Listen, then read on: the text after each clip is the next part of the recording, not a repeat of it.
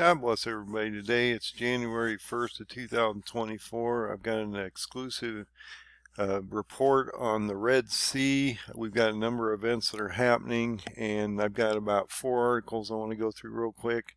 This is going to be real brief because I've got a number of other videos I'm trying to prepare and get ready before the end of the weekend because I think I see something coming. So I'm trying to get all these reports out to you. The first one here, though, is that on December 31st, we decided to bring the USS Gerald R back from the Mediterranean Sea. And so we were bringing one of our aircraft carrier strike forces back. And that happened on December 31st. On this very day, because this report was also on December 31st, we had 3 Houthi boats sunk by the U.S. Navy in the Red Sea. They believe a 4th one got away, but 3 of them were sunk and basically attacked. These ships were trying to board, I believe, one of these freighters, and so they did attack them. They did destroy them, and now, because this is such a threat, they're looking at potentially hitting Houthi physical targets in Yemen and other locations, and so this is starting to ramp up quickly.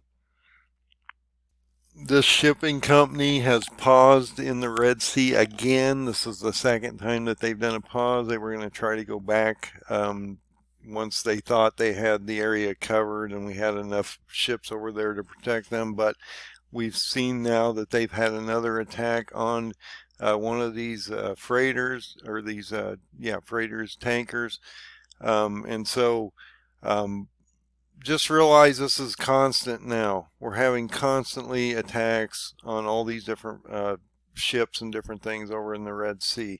And then to make this worse, the day after we removed that ship from the eastern Mediterranean Sea, the Gerald R, Iran stations a warship in the Red Sea as U.S. aircraft carriers leave the Middle East. And so the question is, why are we leaving? It could be a rotational thing, but we don't really know why they're leaving. Iran is taking advantage of this weakness, and so they brought a ship into the Red Sea. The shipping companies are shutting down. I saw Brent just moved up about 2% overnight, and so you're going to see oil start to spike again as this starts to inflame. And so I just wanted to bring this report to your attention, let you know what's going on here. This is ramping up. That's pretty strong signal from Iran that they're getting into this war.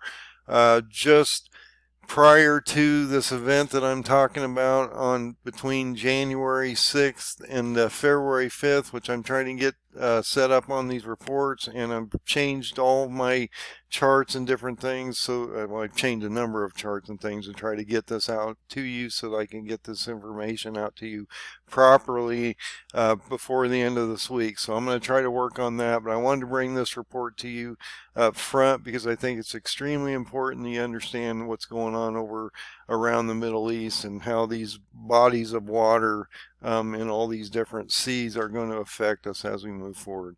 So God bless everybody. Keep an eye on this one. This one is ramping up quickly, and 2024 is starting to look extremely ugly. So God bless, and we'll have a great day.